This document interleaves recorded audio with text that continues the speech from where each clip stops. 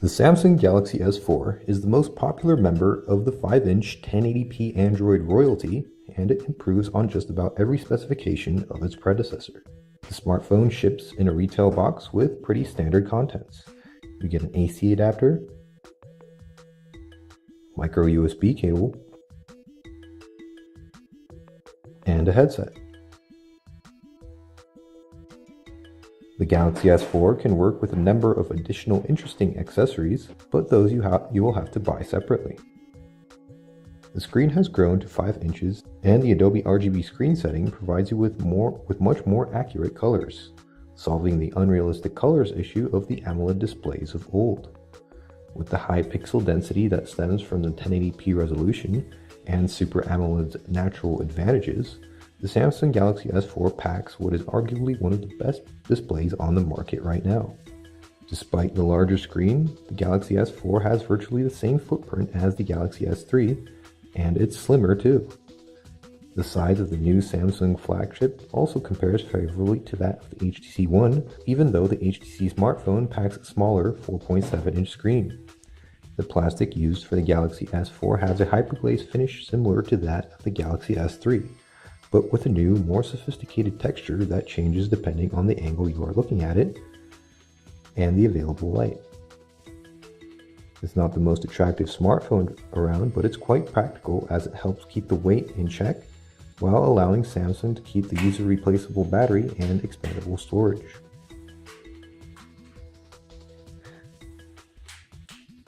The bezel around the screen has gotten narrower, but there's still enough room for the 2-megapixel front-facing camera and a special IR sensor, both of which are important for features like dual shot and air gestures. The back of the Galaxy S4 features a slightly protruding 13-megapixel camera and LED flash. The top of the phone houses an IR emitter, which can be used to control TVs, AV receivers, air conditioners, and other appliances around your home. The Samsung Galaxy S4 launches with Android 4.22 Jelly Bean, the latest publicly available version of the Google platform, and it packs the latest batch of exclusive software from Samsung. That includes the TouchWiz interface, which enriched the Android experience not only with major features like multi-window, but also a variety of tweaks and improvements. It starts off with the lock screen. It has widgets, a new feature in Android 4.2, and beautiful photos from TripAdvisor, which change automatically. The shortcuts on the bottom of the screen are disabled by default. The special favorite apps widget on the right has taken their place. You can re-enable them and switch the right widget to the camera as the default Android behavior. The home screen is virtually unchanged, save for a few widgets. Home screen panes can be managed with the usual pinch gesture, and you can have anywhere between 1 and 7 of them. One small change we noticed shows up when adding shortcuts or widgets to the home screen. Small thumbnails of all home screen panes show up at the bottom, complete with the silhouettes of the widgets on them. This makes finding an empty spot for the new widget so much easier. The notification area has been tweaked too. The usual arrangement of toggles, screen brightness slider, and notifications is still in place, but you can view all toggles at once, similar to Android 4.2.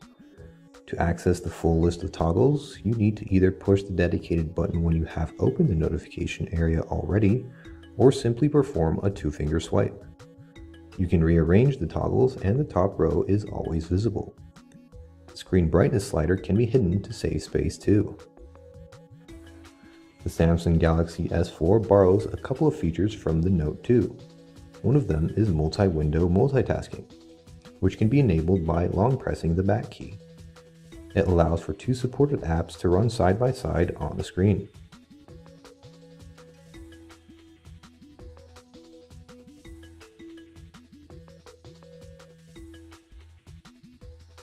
Another is Air View.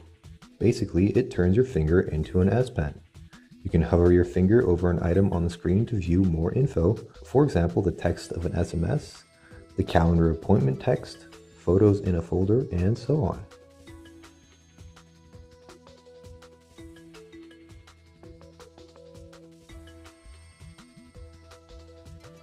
Air gestures are a completely new thing. In a Kinect-like twist, the Galaxy S4 can be controlled by waving your hand some distance in front of it. It can be used for scrolling, changing active tabs, skipping songs, and answering calls. The Smart Screen feature grew two new options, Smart Scroll and Smart Pause. The first is an accelerometer-based scroll that prevents accidental scrolling by disabling itself when you're not looking at the screen. The second option, perhaps the more useful one, automatically pauses video playback when you look away from the screen and resumes when you look back. The camera interface has been reworked and is now based on the Samsung Galaxy camera. The interface is greatly simplified and hides most of the features in the mode carousel, which offers helpful images and descriptions to help out new users. There are plenty of interesting features, but the ones to note are the dual shot mode and 360 photo, also known as Photosphere.